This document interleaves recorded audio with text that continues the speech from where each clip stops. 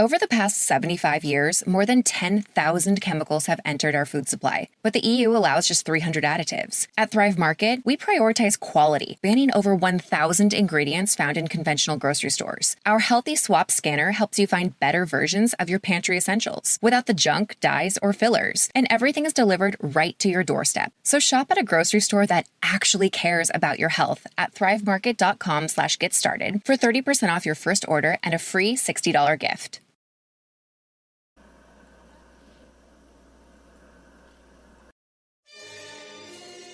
It's the Opperman Report.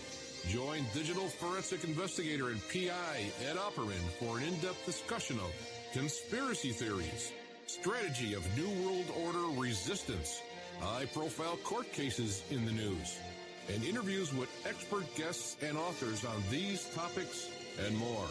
It's the Opperman Report. And now, here is investigator Ed Opperman.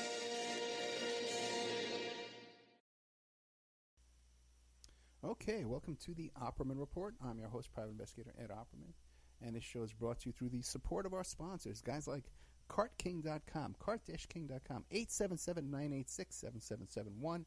If you've ever thought about going into the mobile cart or kiosk business, cart-king.com, they've been in business for 20 years, supplying indoor and outdoor carts and kiosks for any application.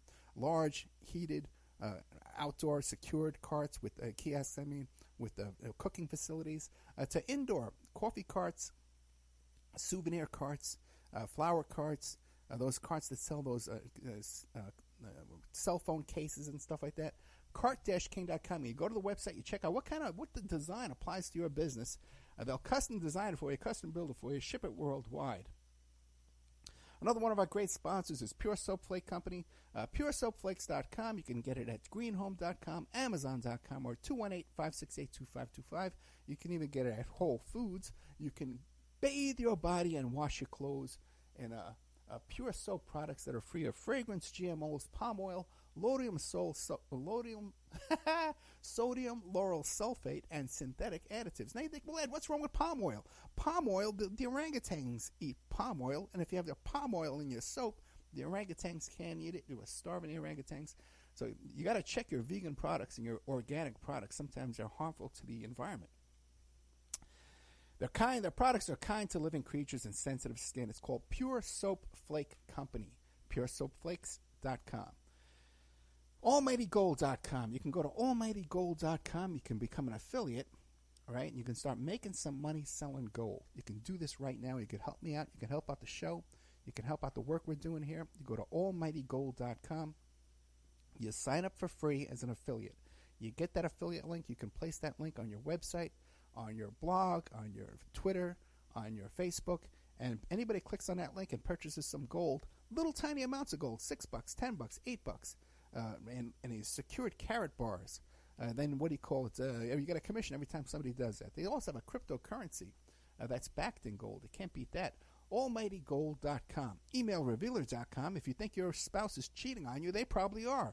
So what you do is you give us their email address. We trace it back to online dating websites and personal ads and catch them cheating online. You can also get a copy of my book, an autographed copy of my book, How to Become a Successful Private Investigator. That's at emailrevealer.com. And go. All right, my first guest today is Cevin Soling. You could find his website at kevinsoling.com. And I think the other one is called Spectacle Films, Cevin? That's correct, spectaclefilms.com. Okay, Cevin is a great guy. Cevin is a genius. I ain't kidding around. This guy he's a filmmaker, some of the greatest, obscure, most fascinating, interesting topics you can imagine. We had him on before the first time talking about the Gilligan Manifesto. We're going to be talking today about this fascinating topic of drilling a hole in your head with a drill. I'm going to give you more enlightenment and stuff like that. It's been going on throughout history. He's done this thing about urine therapy too. We just had him on the show recently, but we had a huge audio problem. Only half the show came through, just my voice, not his. And he's telling us about these adventures he's going on around the world in the jungles, of looking for these tribes and stuff like that, prophecies, cargo. It's incredibly fascinating stuff. I am such a fan of this man's work. You really got to keep an eye on it. Spectaclefilms.com and kevinsoling.com. So, Cevin, tell us about yourself. Who is Cevin Soling?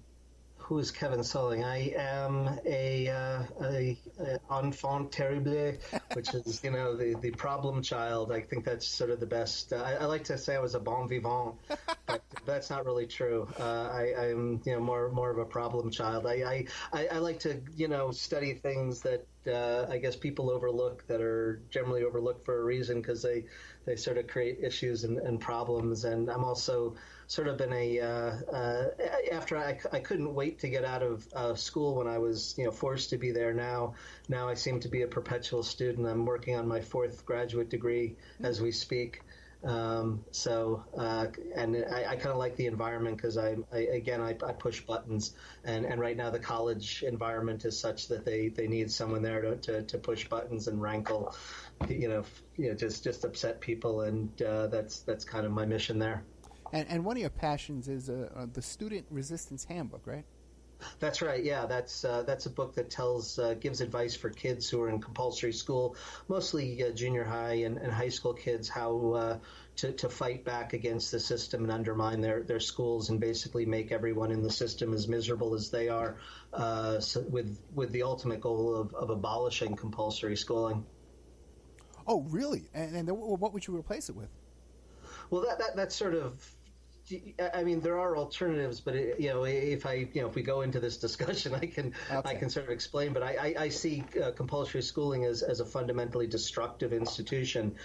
So it's not even it's like if you have pancreatic cancer and there's no cure, but people are treating it with bloodletting and leeches, and you say, well, if I'm going to stop bloodletting and right. putting leeches on people, what am I going to replace it with? It's like, well, you're just increasing the suffering by having the system, and maybe there are no alternatives, but there are. But it sort of doesn't matter, because it's the harm that the system causes, and people are willfully and aggressively blind to the harm, because they accept compulsory schooling on how it advertises itself instead of how it actually is, and it doesn't effectively teach. It doesn't instill democratic elements that one would want for citizenship, because it's a despotic environment. It doesn't promote skills for the workplace, because it's not a vocational environment. And it doesn't socialize children in a healthy way either. Bullying is absolutely pervasive. It teaches kids to fear people older than them, and resent people that are younger, because everything is age segregated. So it does nothing effectively, nothing well, and it does except, I guess, promote suicide and the suicide rate in school. And there's a causal relationship between being in school and suicide is freakishly high when you look at the stats from the Centers for Disease Control. 1 out of 12 students on average makes an attempt on their life, and that's because of compulsory schooling. And 1 in 6 seriously considers suicide. And that's not just one study. That's a study that's constantly repeated every 6 years by the Centers for Disease Control. So not a good place. Okay, yeah. Well, listen, we definitely have to have you come back and do a whole show about that. That is a fascinating, and I could tell, too, you spent a lot of time on this, man. This is a passion of yours.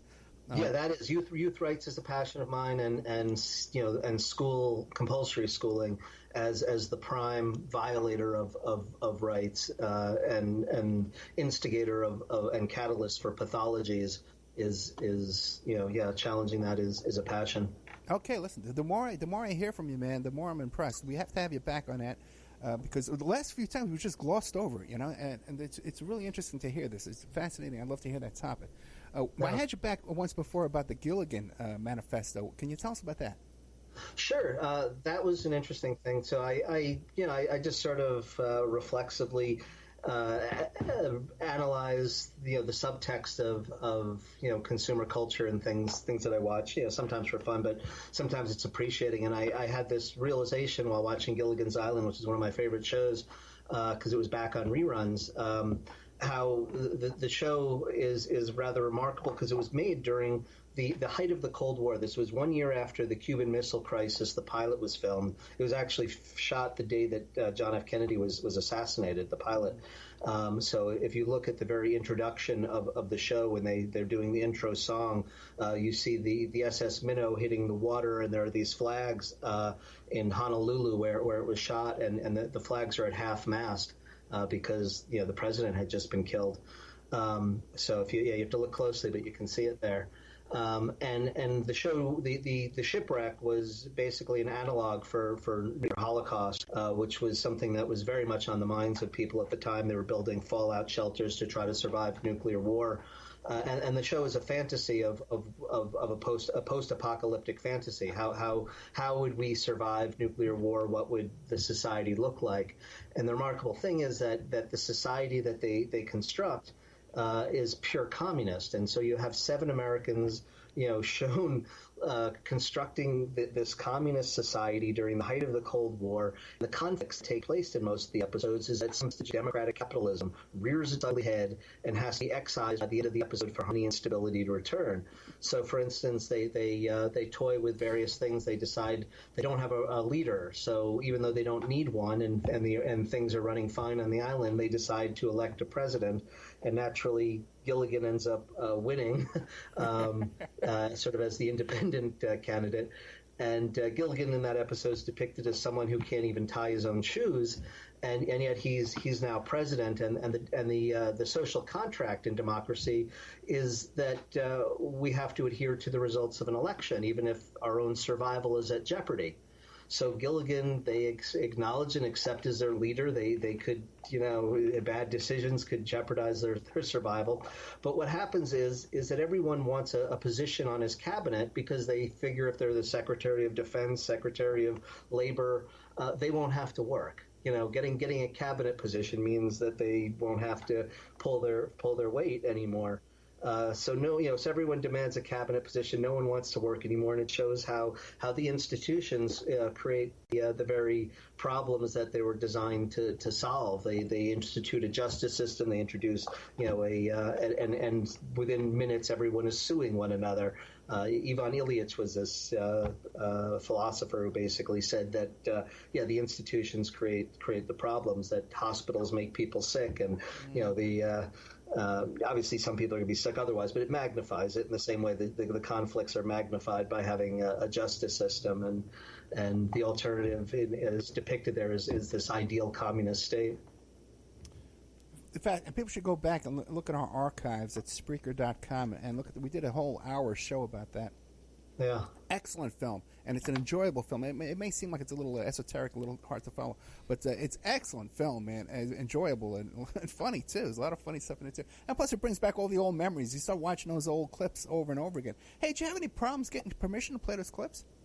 Well, because every clip that's used is discussed and analyzed, it falls under academic fair use. So that's precisely what the fair use doctrine was created for that kind of analysis. Because I wouldn't be able to to do that kind of work if I had to pay the tens of thousands or more that the copyright owner would be demanding. So it was fair use. Yeah, and that's another fascinating aspect of your work is how do you finance all this, man? How are you going down to the jungle and all this stuff and financing all these trips? Well, the very first film I did, which is the one that I believe we're about to discuss in a few minutes, became a cult classic. And because of that movie, I've been very blessed. Documentaries don't make a whole lot of money, but I've made enough to cover the expenses of the subsequent film. And trying to pitch the products that I create is near impossible because the stuff is too far out there for anyone who's funding. They don't few people really get or appreciate it, and this way I have no one to answer to as well, so I can make things exactly as I want. And in fact, the project I'm working on right now is one of the first where people have really come to me and offered me money to make it, but they've had all sorts of strings attached, which is understandable, but the things they're asking for are just terrible. They're just really bad ideas. But it explained a lot. So the documentary I'm working now involves the Beatles. It's not specifically. I mean, the Beatles are the protagonists in it, but deals with the summer of 1966 and and when there was this huge backlash against the Beatles, and the KKK was rallying at every one of their shows, and there were death threats and bomb threats, and so it was, and it was just a miserable time in general. But because it was the Beatles, people know that there's a real market for it, and but if I was going to take the money, they insisted that I had to view of contemporary A-listers, and because they were under the misimpression that the Beatles weren't a sufficient draw, and they wanted some contemporary range for me. I just had to select. They gave me a list of like 200 people, and I could pick anyone I wanted. But it I was 8 days a week. He didn't have the money for it. He was direct. So anyone seeing, you wonder why you're seeing Sigourney Weaver and Whoopi Goldberg in it, who have nothing to do with the Beatles. It's because the same money people who offered me money financed Ron Howard, and so Ron Howard had to interview these people, as a condition for the movie, as if the interview with Whoopi Goldberg was going to get more eyes on the screen than just a doc on the Beatles alone. But that's how people work. Man, I know exactly what you're talking about. I know exactly what you're talking about. I'm dealing with the same thing right now. I'm trying to get it through these guys' heads, but what are you going to do? But the first one you said was Hole in the Head. A Hole in the Head. Tell us about this. So Hole in the Head was the very first documentary I did, and again, there is a Beatles connection there, and it was how I learned about what I'm about to discuss. It was I'd read this interview, 1998, I believe it was, interview with Paul McCartney in Musician magazine. And I've been reading, anytime any Beatle is interviewed, I pick up whatever magazine and always read it, and generally the interviewers had just always asked the same questions, so they're always given the same answers, and it's so tedious and boring and frustrating. But suddenly something came up that had never been mentioned before by him, and McCartney was talking about how he was sitting down one night and he was having dinner with John Lennon, and Lennon said to Paul, "Hey Paul, expect we get holes drilled in our heads." And McCartney's like, "What?" And he goes, "Oh yeah, I hear it gets you high, it expands your consciousness. Let's go get it done." And McCartney's like, "Wait, you're serious?" And he's like, "I'll tell you what, John, you get it done, and if it's great, you tell me about it, and we'll talk about it." McCartney was never going to get a hole drilled in his head, but Lennon really wanted to. But I was curious, I was like, well, what is this that that Lennon was reading about and hearing about? Because there's a lot of crazy things going around in the '60s, a lot of weird ideas. So a few months later, I stumbled on this book by Donna Cossie, who's this wonderful writer who did this book called Kooks. And it was this survey of people with all sorts of crazy ideas, and in it she talks about this concept about drilling a hole in your head and how it the possible beneficial effects. Well, all the other people that she profiled in the book Kooks were just crazy people with crazy ideas, but this one, she's like, yeah, this one actually it's a crazy thing, but it might work. It seems like that there might be some benefit to it, and that's what got me interested, because I'm not interested in just crazy people doing crazy things. I mean, I know there's a market for that, but for me, it was this interest of well, what if it does expand human potential, and maybe there are other ways to go around doing this that aren't as invasive as drilling a hole in your head, or maybe there isn't, but that got me interested. So I started doing a bunch of research, and I found out, the story, which I then went to document. And basically there was this doctor in Amsterdam. Well, the story goes back actually to the Neolithic era. and your ancestors, my ancestors, a fraction of them were drilling holes in their heads. And anthropologists have been discovering skulls dating back 10,000 years with holes drilled in them. And they don't know why. The archaeologists, it's a mystery. Now skulls have been found in 16th century, from 16th century Peru, with holes in them, and those were done, they know why those were done, and that was done for the same medical reasons we do it today. And there was from warfare. They would club one another in the head, and if the skull got cracked, could lead to hematoma. So you drill a hole to relieve the pressure, so that there's less pressure on the brain, and for medical reasons. Well, these were pristine skulls. There was no sign of trauma on the skull, and they can tell by the hole changes over time. If the hole is cut on a just a skull, it's a clean cut. But if you live for many years, there's something called ossification, where the rim of the hole, it heals, but it never fills in. It gets smoother over time. So they can tell by looking at the hole, by the ossification, that these people lived many years with a hole in their head. That these were done while they were alive. So, cut to the 1960s, this Dr. Bart Hughes, this Dutch doctor, comes up with this theory that if you drill a hole in your head, that it could lead to this perpetual state of increased brain blood volume. That every time your heart beats, blood gets pushed out, to all to your extremities, including your brain, and there's pulsations in your brain. And if you look at an fMRI, you can see your brain pulsating in the image. Well, Bart Hughes believes that the degree, the magnitude by which that expansion, that your brain expands, is limited by the cerebrospinal fluid that surrounds your brain, and then if you cut a hole, it'll allow for more space for the cerebrospinal fluid to get pressed out, and you'll have more brain blood volume, leading to more oxygen and glucose to your brain, which is what your brain feeds on, and greater brain metabolism. So he tested his theory by drilling a hole, or he decided he was going to drill lead, but in this was 16, this would happen. There was one space in downtown, people things, and that's a great documentary of all the wild things that were going on. But so he staged his own self-trepanation public event in the public square, and he drilled a hole into his own head, and he believed it had the desired effects. Well, let me ask you a quick question. Sorry. No, that's okay. But for a doctor to drill in his head, to steer, experiment on self, does that destroy credibility? Did this guy have a credible medical crack for it? He was a medical student who was outspoken and had pushed boundaries. So he wasn't, he wasn't someone who was he was outside the popular sphere. So he was already fringe. Okay. He was a fringe character. But the thing is, it's not legal to do that, and even today, it's not. There are certain types of surgery that's not considered to be beneficial, where it's considered mutilation, and doctors can't perform it. So doctors around the world are not legally permitted to perform trepanation. So if you're going to get it done, you have to do it to yourself, because you can't get someone else to do to you. Did he have any other accomplishments in his medical career after this? Actually, yes. Okay. There was one thing that was quite remarkable, and he shared it with me at the time, and it was later discovered to be true years later. And I was like, "Oh my God, he told me about this." And so he knew that one of the mysteries in medicine was what is it that attracts sperm to the egg, to the ova? What is the process? And he not only identified that it was a chemical process, which wasn't known. I mean, it seems logical to assume that, perhaps, but he knew it. He identified that the chemical that would be most attractive is in apple acid, and so he developed his own successful form of birth control that could be distributed throughout the third world.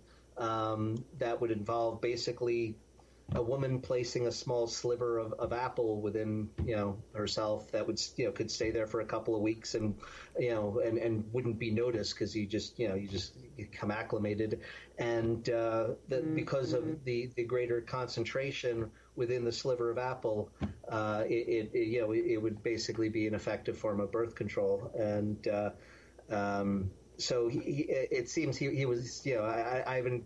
There haven't been studies on that approach as birth control, but there have been studies and research many years later about his identification, which completely nothing to do with trepanation, but fascinating nonetheless, and kind of remarkable. That is utterly fascinating. And has there been any work done to create a birth control method like this? I do not believe so. I don't think so. But there can and there should. I'm kind of surprised that there hasn't, but it's a fairly recent discovery, not by him. The rest of the world just discovered it many years after he had written about this. He'd given me a paper he had written on it, but it wasn't published in a major medical journal, so it didn't get acknowledged. But give the man credit where credit is due. Yeah, it seems like a great natural birth control method, that should be explored. Probably more healthy than the methods we're using now. Yeah, and like I said, very easy to distribute to parts of the world where it's grave concern, and it's fairly non-invasive. It's so Because I believe he had another birth control method that involved drilling a hole in your penis that was yeah. Yeah. But how great is it too, man, that you meet a guy like this, like a brilliant mind, you know what I mean, exploring these different ideas. Did you become friends with him? I did. Yeah. I did, and there were the people, all the people that met him were blown away by his intellect and his creativity. He was a very creative mind. Unfortunately, he passed away, but yeah, there's one of the people who I'll get to. I guess his attestation to his brilliance, I think, is especially meaningful. But so after he drilled a hole, he wrote about his findings. It attracted the interest of a number of students from Oxford. Right. And so they came to the named Joseph Mellon and Amanda Fielding, and they were I think they got formally married. I don't know if they were married at that time, but they went to Amsterdam, met with him, and they both were like, yeah, this seems to make a lot of sense. So first, Joey Mellon made an attempt to drill a hole in his head using it's kind of like a handheld corkscrew, but it's a hand trepanned. So it's got like a piece of wood that you would grip with your hand, and then where the screw part would be for the corkscrew, instead of being a corkscrew, it's like a circular tooth saw bit. So you push down on your skull, the saw teeth carve a circle into your head. But he used a local anesthetic, and he dropped acid and went about pushing and twisting, and it took 3 attempts on three separate days before he finally got through. But he wrote a book called Bore Hole, which describes in very, very gory detail the process of cutting the hole in his head, and it's absolutely wonderfully gruesome.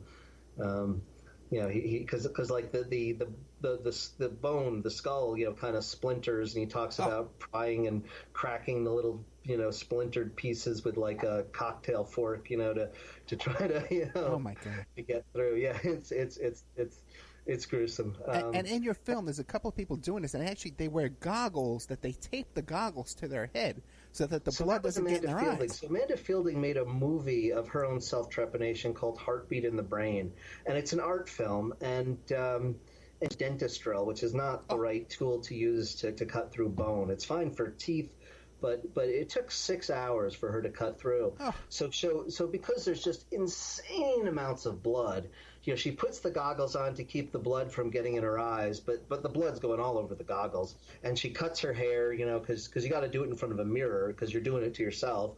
And she takes the dentist drill up and she puts it into her forehead or slightly above her forehead, and drills and drills and drills, and she's wearing a white gown, and just the blood is just pouring and pouring and pouring, and and she looks kind of alien with her face all covered with the dried blood and new fresh blood pouring down over the goggles and covered, and but there's other parts to the movie which she narrates, and she has this pigeon that she named Pigeon that was imprinted on her, and so it follows her everywhere, and it flew to her on command and would fly away on command, and so when the bird flies back, it's supposed to be like this restoration of wisdom, from when she finally gets through. But she showed the film just once at the London ICA, and Bernardo Bertolucci happened to be in the audience, and described it, said it was the greatest movie ever made as far as he was concerned, and he was quite sincere when he said it. But there was a reporter there who described all the people who were in attendance as, or many of them as falling off their chairs like overripe plums, just passing out from the gore. But she succeeded to get through, and was very happy with the results, and the results are basically this. It's when all of us are children, our skull gets larger. If you look at your head versus a baby or toddler, our heads are much larger, and the reason is because what enables the skull to grow, it consists of several pieces of bone called fontanelle. And so the fontanelle are separate pieces. When you're about the age of 18, the suture seal and all your floating fontanelle solidify to become one bone called, which is the skull. But before then, it's you do not have it's not quite solid. So that it can, so that your head can get larger. Otherwise, we'd never get through the birth canal. The drilling of the hole is supposed to be this restoration of that state of consciousness that we all had as children. Where there's this decrease in anxiety, there's increase in energy, there's more elasticity. So there's greater potential for learning at a much more rapid pace. So it's and there's also a different type of connection. There's sort of a natural high of sorts of being an adolescent that we lose at that moment of adulthood. And so they describe a trepanation as a restoration of something that we once had of this state of consciousness. That childlike quality that we have, right?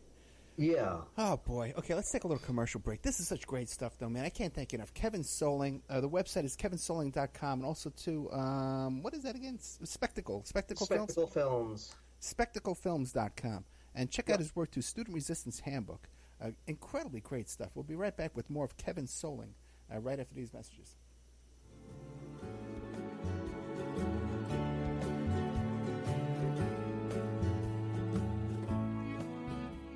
And now a word from our sponsors.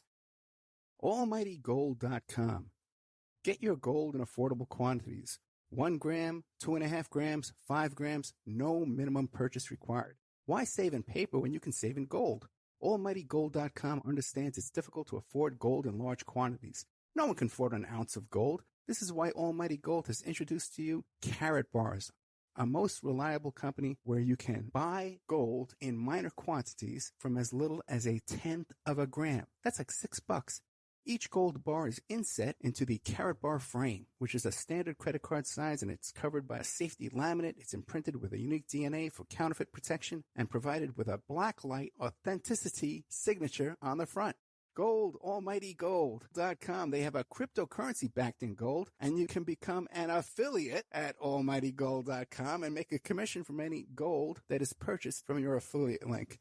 It's contact us at almightygold.com. That's their email address. Contact us at almightygold.com. Gold! Have you ever thought about opening your own mobile cart or kiosk business?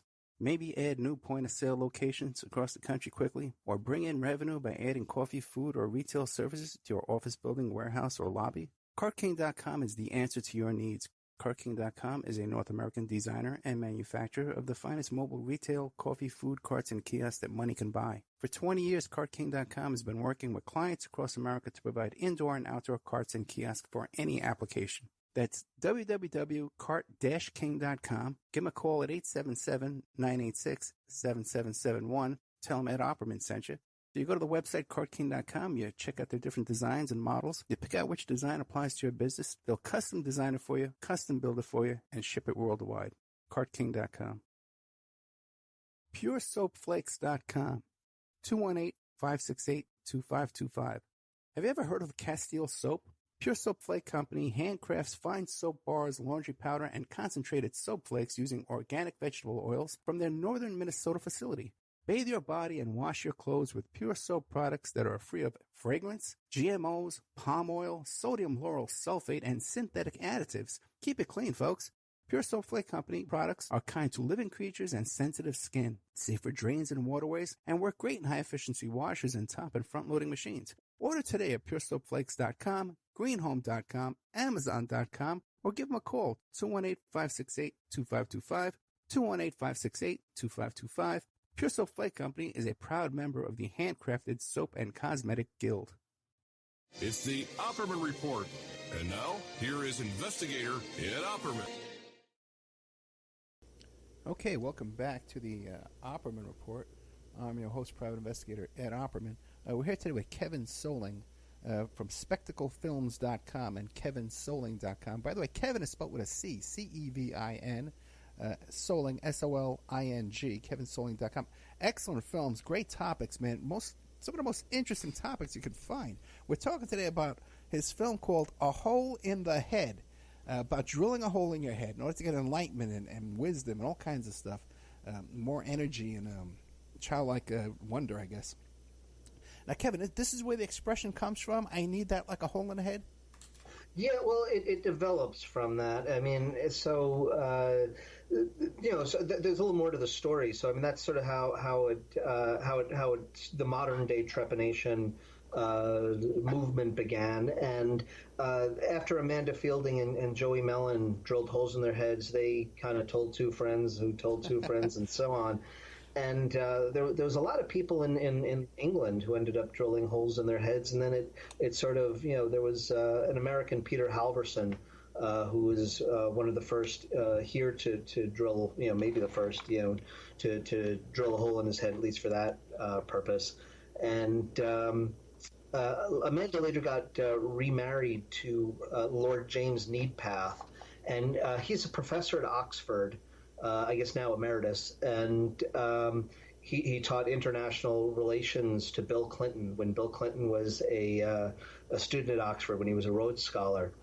So he had Bill Clinton as a student, and it was funny because the National Enquirer actually published a story after my film came out. They said how Bill Clinton's professor has a hole in his head, and it was like, yeah, it was all true. Everything that was there. So it was pretty amusing. But he's the largest, one of the largest landholders in Scotland, and he was one who attested to Bart Hughes and actually called him a genius, and like I said, an Oxford professor. So he's kind of impressive, but. So it turned into to kind of a movement, and finally it resulted in all along they had been wanting research done, and there was a Russian physiologist, Yuri Moskalenko, who published research evaluating the efficacy of trepanation and whether it would lead to increased brain blood volume, and his research seemed to indicate that it does. I'd feel more comfortable with more research, but it's certainly a step in the right direction toward affirming their assertions. New Scientist did review the study and gave it their blessing. Thought that the protocol was sound, but things are always open to more research. But it is indicative that there is reason to believe that there might be a benefit. And when John Lennon was in Amsterdam, when he was honeymooning with Yoko Ono, when he got married and he was still with the Beatles, he called to meet with Bart Hughes, and he kept telling Bart that he wanted to get, the doctor, that he wanted to get his head drilled. And the doctor said, don't do it. And the reason he told Lennon not to do it is that about 8% or so of the population have what's called a mitopic skull. And a mitopic skull is when the sutures on the fontanelle don't seal perfectly, and you have a natural hole in your head. Just there's a slightly off when the sutures seal, and so there's a small percentage of people, and Bart Hughes was certain that John Lennon, in order for him and the other Beatles to have accomplished all the things they did, they must have natural holes in their heads. Which is kind of funny. So he was adamant that Lennon shouldn't drill a hole in his head because it wouldn't accomplish anything.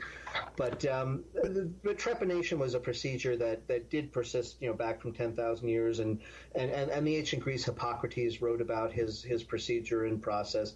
I mean, there's modern day, we know why it was done. We know Hippocrates and why these other people were doing it, but it had been attempted on, for different reasons in the Middle Ages, and there was an effort in the Middle Ages to try using it as a cure for insanity, and mental illness continues to be and has always been an issue for how do we deal with this and how do we treat this, and there have been all sorts of unsavory, unpleasant, and inappropriate efforts to address it. And one was this curiosity to see, well, if trepanation is beneficial, how will it help people who are who have mental health issues, and didn't. And so when it became associated with crazy back then, and then because it wasn't effective at treating insanity, and people who were insane were had holes in their head, the practice fell out of favor, and got that expression, I needed like a hole in the head. The whole notion that people commonly tell me is like, oh, people were doing to relieve evil spirits and stuff, and that's really true. I mean, it's like if you take antioxidants or something like that, or very people say that they do it to clear toxins out of their body. So you have an issue of semantics. You could say toxins or evil spirits, or maybe years from now referring back and it's like, oh, they took vitamin C because of the evil spirit and the toxins. Right. So yeah, there's a reason to infantilize some of the medicine, but not all. I mean, there is a tendency to look down, to sneer a little too much at in history, and there have been some dumb mistakes, but they weren't really much dumber than we are today. I think it's more likely they'll point to CBD oil and save us from evil spirits. But now, what about the people though that were doing this were the higher class? These were like the ruling class, right? Well, that was the study that Bart Hughes had done, another one of his research. So he had gone to a number of cemeteries, I think in England, that were from I think 12th century, and the professions of the people who were buried were noted in his the grave sites that he studied, and he found that there was a relation between the top classes and people with holes in their heads. So it could be one of two things: either the holes, he liked to conclude that the holes enabled them to be top, the top classes, but I don't know how much social mobility there was back then. It could be that the people who were the top classes would then drill holes in their heads, as some some affectation of being a top class. So we don't really know. It's not all that conclusive, I don't think, but he seemed to think that it was the greater skill set that they got from drilling a hole in their head that resulted in it. But I think it's a hard conclusion to come to. Now, what about today? Like the art class, the fancy class now. Any indication that people today, like secret societies, are doing this and just not telling the general public about it because they don't want us to know? Well, I don't. I think if you're getting my personal opinion, I think the greatest problem with society today is we have no elite class anymore. There are no elites. But are there people doing this underground? Yes, there are, and I know this because I sort of I unwittingly participated in allowing my apartment to be used as a safe house. There was I wasn't aware that this was going on. I just had it was Peter Halverson, who I was filming, asked if some people could stay, and it wasn't like I was facilitating anything really nefarious or anything, but they were. There was a doctor in Mexico who was illegally performing trepanations, and so Peter, was sending them to Mexico to this doctor, people who wanted it done. He wasn't, you couldn't say that he was, facilitating. He was people who wanted it. He was allowing them to pursue and giving them information. And there's nothing illegal about giving information that's protected under First Amendment. So I was aware of quite a number of people who were under the radar who were going off to Mexico to meet with this doctor, and then the Mexican government found out about it and threatened to revoke his license. So by and large, people tend to do it to themselves for that reason, but it's obviously if you're going to do it, which I'm not advocating, if you're going to do it, yes, it's best to have a doctor do it. Do you have any regrets for publicizing this procedure? Do I? Yeah. I'm not publicizing. I mean, I'm documenting and reporting something that's going on. I'm not suggesting people should do this. But the thing is, I never would have heard about this before you. Okay, you're responsible. Okay, for bringing this to my attention. Yeah. And I'm considering. I watch your film and I see this, and I'm saying, but maybe there's something to this. There's something I might want to try. So do you have no qualms about that? Well, yeah, people are going to do what they're going to do. I will go on record in saying that, I don't think people should do it. But there might be benefit to it. But you know, there might be a benefit to it. I'm not saying that you should do it. You're not a doctor. You can't advise people to do this. Okay, neither one of us are doctors, right? You're probably way closer to a doctor than I am. But anyway, any stories about people who have tried this at home and then there's been disasters, anything like that? There was the first story.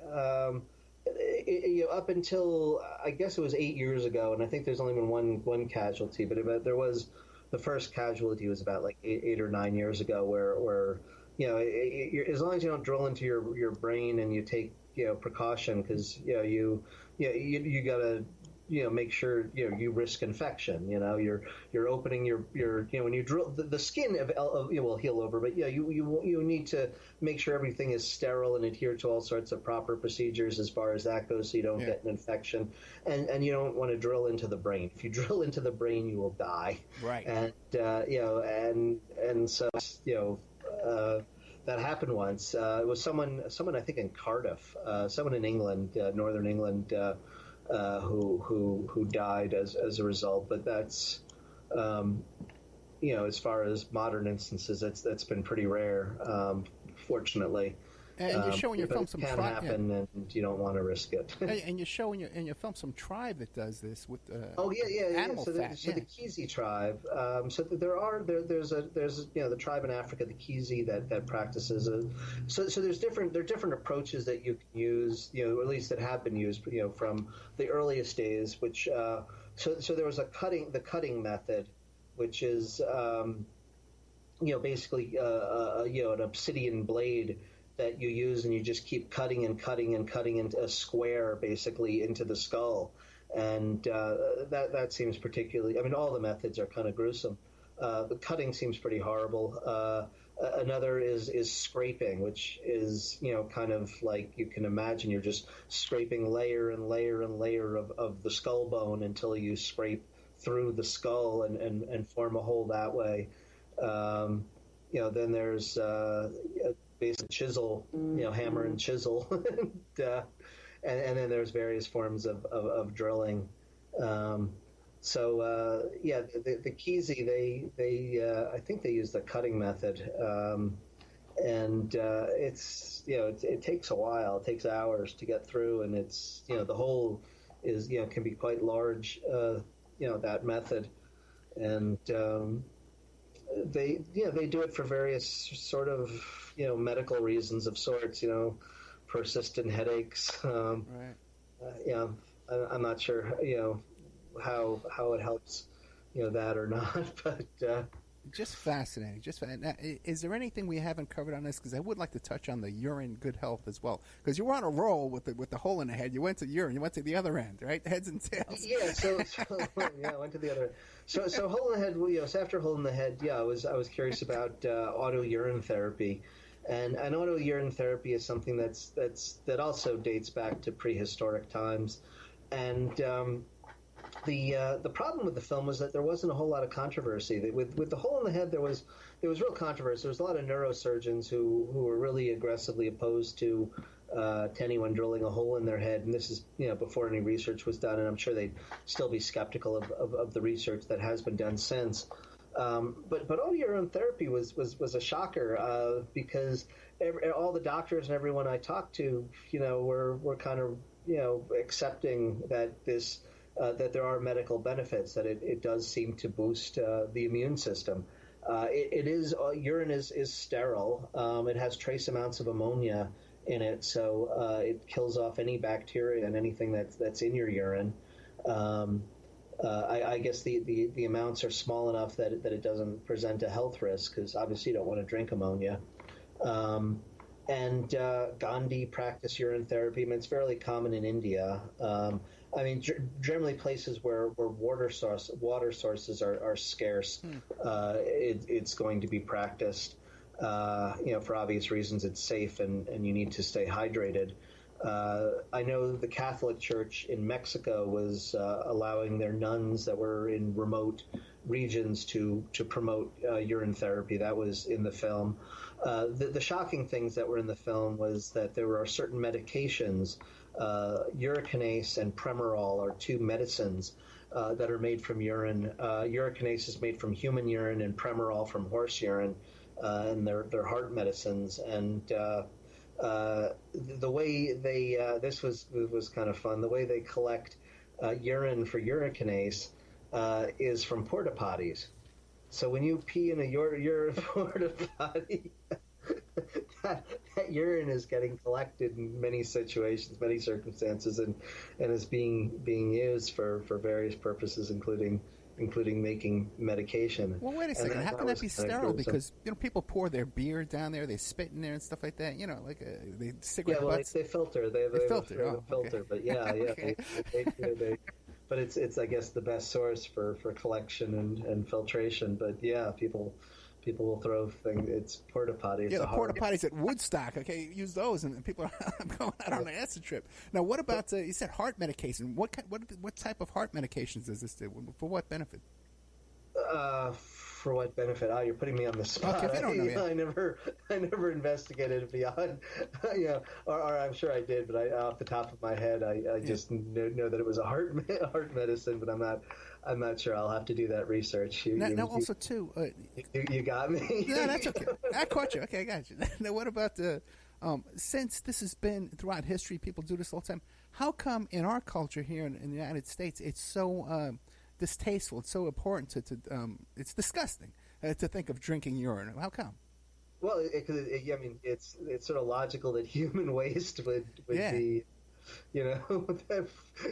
it's waste. It's a waste product. But someone thought of doing this, and it turned out to be good. Yeah, I think, but yeah, I think there's there's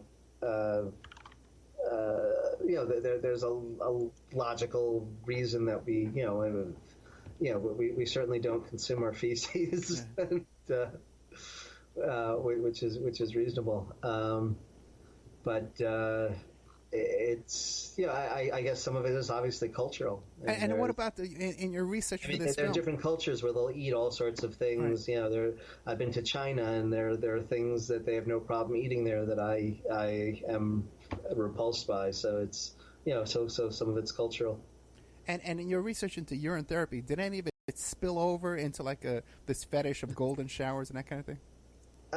It could have. I didn't go there because this was more of a medical doc, but that's it could have gone there. I could have investigated that, but I was I was sticking to the to the efficacy rather than fetishisms and stuff. I know. I only asked so I could throw in spill over, but okay. I guess you missed it. All right. Anything? I didn't ask you about the urine health. That I didn't ask you that you want the public to know. You're in good health. Yeah. The name of the movie. Yeah, the name of the movie is "You're in Good Health," and and that like I said, explores the efficacy, and you do see some people drinking their own pee on camera for to demonstrate their convictions. And where back to A Hole in the Head. Where can we find Hole in the Head if we want to watch it right now? So you can find these movies on Amazon if you have Amazon Prime and stuff, and it should be on iTunes and all the different digital platforms. I'm pretty sure they might be on YouTube as well. I don't deal with the distribution side of my movies, but I know that's where I know Amazon and iTunes for sure, and probably YouTube. But those are the big places. But yeah, any of the major outlets, they should be, you should be able to track them down. Okay, now at the last time when we had that failure with the audio, you were telling me about Mr. Cevin and the Cargo Cult. But I see here, looking on IMDb, that hasn't been released yet.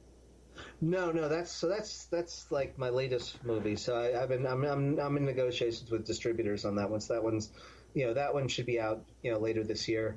But that's the one where I went to visit this tribe in Vanuatu. And they announced that I'd fulfilled this divine prophecy that they had, and they ended up giving me their island, and it was and basically made me into a minor deity. on the island. Now, when they said you fulfilled their prophecy, do you believe that? I had. Okay. So yeah. So um, uh, yeah. I mean, but as far as the consequences, I mean, they write their own myths and they control it and they determine things. So it's not like it's not like I have any authority over their interpretation of and what that ultimately means. That's all within their their context and their dialogue. But it did result. There were 15 different factioning tribes on the island, and I was directly and responsible for uniting those tribes, and I also helped excise the Vietnamese mafia was had a real presence on the island, and I helped basically get them off the island and their influence, and so I was I did lead to a lot of positive changes. That tribe ended up becoming a political party as well, and while there's a key distinction between the tribal chiefdom, and ruling certain things that take place within the tribe, but then public goods are ruled by the government. So there's, I guess, a sort of a private sector and a public sector, and they never were involved in the public sector before. That was the government would control what took place on the island as it related to the outside world, as it related to development, infrastructure, things of that nature that would directly affect their lives, but outside of their jurisdiction. Once they became a political party with through my involvement, they then were able to take control and become elected into roles of leadership where they have greater control over their own lives and the decisions that affect them. Cevin Soling, I got to tell you, man, you got the most fascinating life. I tell you, you blow me away, man. You really do. CevinSoling.com. And the other one is spectaclefilms.com. Kevin, we're out of time, man. But thank you so much. Another great episode from Cevin Soling. When this film comes out, the one about the prophecy, what's it called again? So it's Mr. Cevin and the Cargo Cult, and Kevin spelled with a C because my name's spelled with a C. So it's about my time and visiting and the conflicts, and I mean the summary I gave is really brief, and there's a lot more drama there, and it's there's some pretty intense times there where it looked like things were the government the had threatened me, and it was kind of intense. Kevin, thank you so much, man. Okay, as soon as it comes out, give me a call. Anytime you want to come on here, give me a call. I don't care what it is. You got to read recipes to me, man. Whatever you want. You got an open door. And definitely about this thing about the Student Resistance Handbook. We got to do a whole show about that, my friend. Thank you so much. Absolutely. Well, thank you. And thanks again. It's always such a pleasure being on your show. No, it really is, man. I'm fascinated by you. I tell you, I wonder if this whole thing's a giant hoax. He's just making all this stuff up. It could be. And I got to look into this. Cevin Soling, man. God bless you. Thank you so much. Thank you. Bye. All right, man. Cevin Soling, this guy's fascinating, man. I tell you, I'm like the biggest fan in the freaking world. Spectaclefilms.com. Cevin Soling, and with a C, CevinSoling.com. The Gilligan Manifesto is an incredible film. A Hole in Your Head is an incredible film. I've watched both of these. This is great stuff, man. And now he's telling us about this other. I haven't seen the urine one. I haven't seen the one about the prophecy, but also Ickland. Ickland, what is this thing? The Ickland tribe. He was telling me about it last time, too. We didn't get a chance to talk about it this time. But just incredible stuff coming out of this guy. All these eclectic topics and stuff. Anyway, if you like this show here about Cevin Soling, I don't know how you could not like it. This guy's a brilliant guy. And by the way, too, he's no diva like some of these guests, too. We totally destroyed his last taping, and he just came back. He did a retelling of it just beautifully. Thank you so much, Cevin Soling. I really appreciate it. But check out OppermanReport.com. That's where we have our members section with exclusive content, extra shows, all kinds of stuff going on there. Check out operaminreport.com. You can become a member. If you contact me directly, because we're trying to raise money for my kids to go to college, so if you contact me directly, I'll give you a big discount. I'll give you 13 months for $65. You contact me at operaminreport@gmail.com. If you're a new listener here at KCAA, AM/FM in California, check out we have the previous show with Cevin Soling. You could find on my Spreaker channel, Spreaker.com, Spreaker.com, and that's it. You can join that for free. There's about 1,500 shows on there. You sign up for free, you follow the shows, and then you get an email notification when a new show comes on. And there's a chat room, all kinds of stuff like that too as well. But you can find us here right after House of Mystery, Alan Warren House of Mystery. You can find us right here at 10 p.m. Alan Warren comes on at 9 p.m. Covers the same kind of topics we do. And always excellent content over there. So check us out here 5 nights a week, Monday to Friday on KCAA, 10 p.m. Good night. Thank you so much, Cevin Soling, the prophet. What's this thing called here? Cevin Soling, Mr. Cevin. And the Cargo Cult. I love this guy, man. This guy's got great stuff, man. Thank you so much, Cevin Soling.